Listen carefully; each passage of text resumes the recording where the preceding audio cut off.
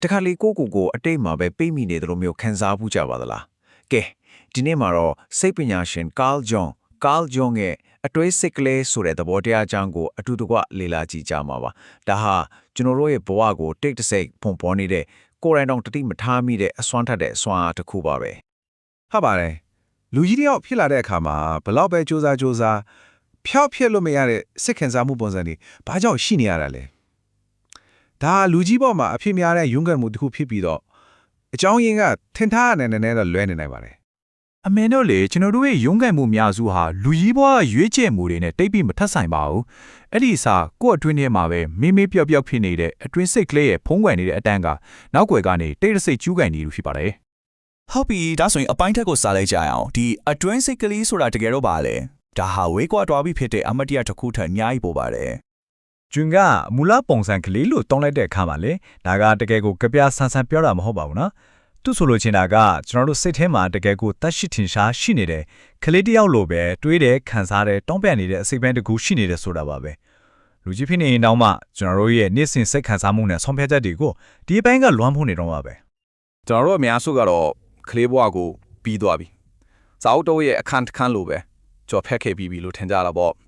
့ဒါပေမဲ့ဂျွန်ရဲ့အမြင်ကတော့လုံးဝကိုကွဲထွက်နေပါတယ်အဲ့ဒီကလေးဟာအမတ်တရတစ်ခုမဟုတ်ပဲအခုဒီမှာပစ်စပါမှာကျွန်တော်တို့ကလင်းထဲမှာအသက်ဝင်နေတဲ့စွမ်းအားတစ်ခုပါပဲအဲ့ဒီအချိန်ကခန်းစားချက်တွေနဲ့ယုံကြည်ချက်တွေကဒီနေ့ထိကျွန်တော်တို့ရဲ့လူကြီးဘဝပုံစံကိုပုံဖော်နေစေဖြစ်ပါတယ်ပြီးတော့ဒီအတွင်းစိတ်ကလေးကိုဂရုမစိုက်ပဲထားရင်ဘာဖြစ်မလဲအကျိုးဆက်ကတော်တော်လေးကြီးပါတယ်ဂျုံပြောသလိုပဲပေါ့လူကြီးဘဝမှာခံစားရတဲ့စိတ်ဒုက္ခတွေဥမာစိုးရင်စိတ်တွေအကြောင်းရင်းမရှိဝမ်းနေတာတွေအများစုဟာဒီအရေးကြီးတဲ့အစိပ်ပိုင်းကလေးကိုဖိနှိပ်ထားရကနေစတာပါပဲဒါဆိုရင်ဒီအတွင်းစိတ်ကလေးကကျွန်တော်တို့ဘွားတွေထဲမှာဘယ်လိုပုံစံမျိုးတွေနဲ့ပေါ်လာတတ်တယ်လဲကဲနောက်ပိုင်းမှာတော့သူ့ရဲ့အဖြစ်အများဆုံးမျက်နှာ၃မျိုးကိုတစ်ချက်လေ့လာကြည့်ကြမယ်ကို့မှာရောဒီထဲကပုံစံတစ်ခုခုများရှိနေမလားဆိုတာတတိထားပြီးကြည့်ကြရအောင်ဒီဆရာကတွင်စိတ်ကလေးရဲ့အဓိကမျက်နှာ၃မျိုးခွဲပြထားပါတယ်ပထမဆုံးကတော့ဒဏ်ရာရကလေးပေါ့နာမည်လေးအတိုင်းပဲအတိတ်ကစိတ်ဒဏ်ရာတွေလက်ရှုခံရတာတွေနဲ့လာတတ်ပြီးလူကြီးဘဝမှာတော့ဆက်ဆံရေးတွေမှာယုံကြည်ဖို့ခက်တာစိုးရိမ်စိတ်များတာမျိုးတွေဖြစ်စေတတ်တယ်နောက်တစ်ခုကတော့ထာဝရကလေးပါဒါကကြီးပြင်းရမှာကိုကြောက်တဲ့စိတ်ကြောက်အချင်းဆွဲတာတာဝန်ယူရမှာကိုရှောင်ဖဲတာမျိုးတွေဖြစ်စေတတ်ပါတယ်နောက်ဆုံးတစ်ခုကတော့မြင့်မြတ်တဲ့ကလေးပါဒါကကျွန်တော်တို့ရဲ့တီထွင်ဖန်တီးနေစွမ်းတဲ့စူးစမ်းချင်စိတ်ကိုကင်ဆွဲထားပေမဲ့လိရှုခံရရင်တော့ရည်ရွယ်ချက်ပျောက်ဆုံးသွားသလိုခံစားရစေနိုင်ပါတယ်ခဏလောက်အချိန်ယူပြီးဘယ်တစ်ခုကအကူနဲ့အနည်းဆက်ဆုံးဖြစ်မလဲဆိုတာကြည့်လိုက်ပါဟုတ်ပြီကျွန်တော်တို့အားလုံးမှာဒီလိုမျိုးအားနေတဲ့အတွင်းစိတ်ကလေးတစ်ယောက်စီရှိနေတယ်ဆိုရင်အဲ့ဒါကိုဘယ်လိုများကာကွယ်ထားကြတယ်လဲဒီအပိုင်းမှာတော့ကျွန်တော်တို့ရဲ့နာကျင်မှုကိုဖုံးကွယ်ဖို့တိစောက်ထားတဲ့ယဉ်ကျေးမှုမျက်နှာဖုံးတီအကြောင်းပြောကြမှာပါဒီမျက်နှာဖုံးတွေကလေကျွန်တော်တို့တမင်တကာရွေးချယ်ပြီးတက်ဆင့်ခဲ့တာမျိုးမဟုတ်ပါဘူးဒါတွေဟာကလေးဘဝတုန်းကကိုကာကွယ်ဖို့တင်ယူခဲ့ရတဲ့ရှင်တန်းရင်းနီးလိုင်းတွေပါပဲကိုယ့်ရဲ့တကယ်ခံစားချက်တွေကိုထုတ်ပြလို့မရတဲ့အခါလုံခြုံတယ်လို့ခံစားရအောင်အားလုံးโอเคဆိုတဲ့မျက်နှာဖုံးမျိုးဒါမှမဟုတ်လီမာတဲ့ကလေးဆိုတဲ့မျက်နှာဖုံးမျိုးတက်ဆင့်တက်လာကြတာပေါ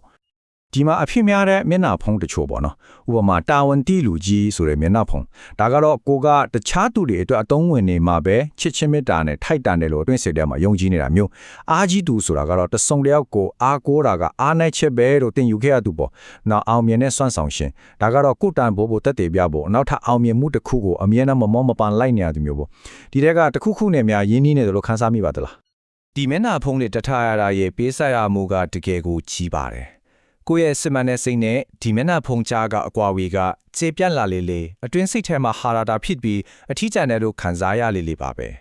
တကယ်ကိုအထီးကျန်တဲ့နေထိုင်မှုပုံစံတစ်ခုဖြစ်လာနိုင်ပါတယ်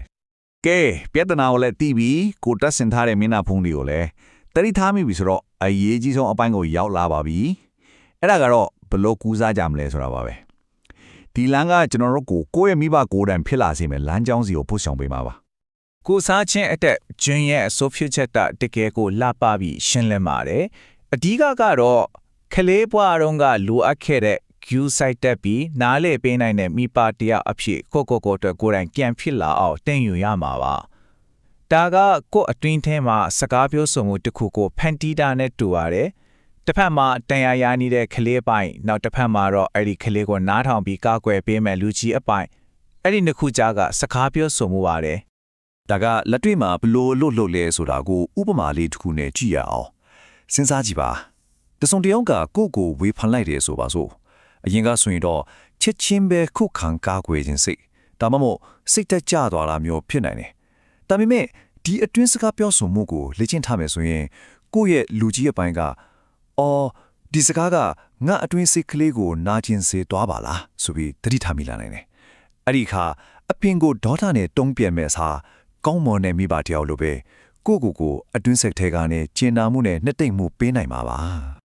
ဟုတ်ပြီအခုဆိုရင်ပို့ပြီးတော့လက်တွေ့ကြကြလီလာကြည့်ကြရအောင်နောက်ပိုင်းကတော့ပြန်လည်ပြုစုပြောထောင်ခြင်းလွတ်ခေါ်တဲ့ကိုကူစားဖို့အတွက်လက်တွေ့ကြတဲ့ကိရိယာအစုံပါပဲ ဒီကောကားချက်လေးကအဓိကချက်ကိုအမိယာဖော်ပြထားပါတယ်ကိုပြန်လဲပြုစုပြောထောင်တဲ့ဆိုတာကလေးဘွားတော်ကလိုအပ်ခဲ့တဲ့လူကြီးတယောက်ဖြစ်ကိုရန်တတိရှိနဲ့ဖြစ်လာအောင်စ조사ခြင်းပါပဲဆိုလိုတာက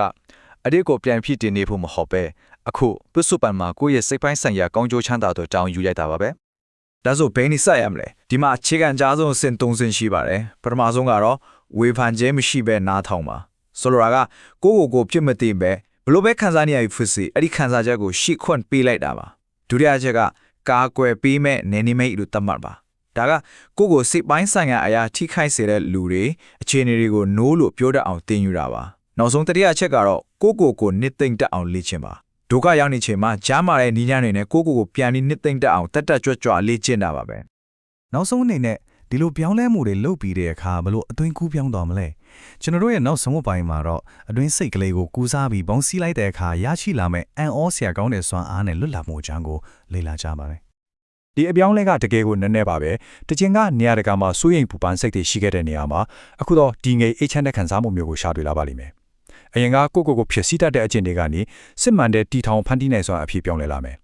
အမြဲတမ်းဟာတာထိနေတဲ့ခံစားချက်နေရာမှာတော့ကိုနဲ့ရောချားထူတွေနဲ့ပါစစ်မှန်ပြီးအရေးပဲရှိတဲ့ဆက်တံမှုမျိုးကိုတည်ဆောက်နိုင်လာပါလိမ့်မယ်အဆုံးစွန်မှာတော့ဒီခီးကကိုစီကိုပြန်လာတဲ့ခီးပါပဲတကယ်လွတ်လပ်မှုဆိုတာအမရေးမရှိပြည့်ပြည့်စုံသွားတာကိုပြောတာမဟုတ်ပါဘူးချစ်ချင်းမေတ္တာနဲ့လက်ခတ်မှုကိုခံစားထိုက်ဖို့အတွက်ကိုနဲ့ပြန်ပြီးတိုက်ခိုက်နေစရာမလိုတော့တာကိုဆိုလိုတာပါဒါကြောင့်နောက်ဆုံးအနေနဲ့စဉ်းစားစရာလေးထူထားခဲ့ခြင်းပါတယ်ကိုနဲ့စစ်ဖြစ်နေတာကိုရက်တက်လိုက်တဲ့အခါအဲ့ဒီမှာပြန်လဲရရှိလာတဲ့စွမ်းရည်တွေအားလုံးနဲ့ဘလို့အံ့ဩဖွယ်ရာကောင်းတဲ့အရာတွေကိုတိဆောက်နိုင်လာမလဲ